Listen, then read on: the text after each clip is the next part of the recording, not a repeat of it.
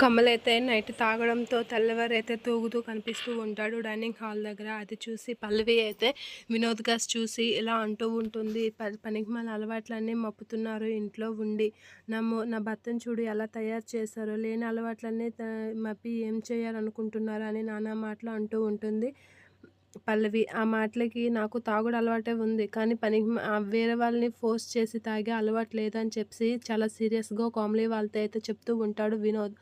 అసలు నేను డ్రింక్ చేస్తాను కాదనలేదు, కానీ నైట్ చక్రవర్తి బాబాయ్ గారు నా దగ్గరికి వచ్చి నాకు కంపెనీ ఇప్పిస్తాను అంటే కూర్చున్నాం. అప్పుడు కమల్ నేను వెళ్ళి పడుకుంటాను అంటే, లేదు అల్లుడు మాకు కంపెనీ ఇవ్వని చెప్పి కూల్ డ్రింక్లో మందు కలిపి కమల్‌కి ఇచ్చింది చక్రవర్తి బాబాయే అని అంటూ ఉంటాడు వినోద్.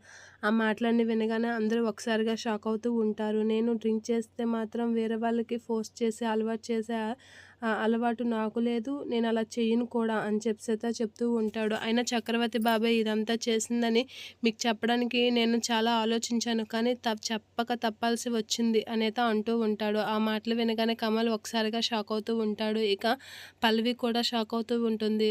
అయ్యో! ఈ ఈ విషయాన్ని నాకు అడ్వాంటేజ్‌గా తీసుకుందామంటే నేనే ఆ గోతిలో పడ్డానే, కోరి తవ్వించుకోవడం అంటే ఇదే అని చెప్పేసైతే అనుకుంటూ ఉంటుంది. ఆ మాటలు వినగానే రాజేంద్ర ప్రసాద్, వాళ్ళ ఆవిడ, అవని అందరూ అయితే షాక్ అవుతూ ఉంటారు. ఏంటి బాబాయ్ ఇలా చేశారా అనైతే షాక్ అవుతూ ఉంటారు. ఇక అవని అయితే ఇంట్లో ఉన్న వాళ్ళే అనడం కాదు, మీ నాన్నకి నువ్వు చెప్పుకో, నా భర్తను ఎందుకు నాన్న ఇలా చెడగొట్టావు అని చెప్పి మీ నాన్నకి చెప్పుకో అని అవని అయితే పల్లవితో అంటూ ఉంటుంది. ఇక వినోద్ అయితే అందులో నా తప్పు లేదని చెప్పేసి చెప్తూ ఉంటాడు.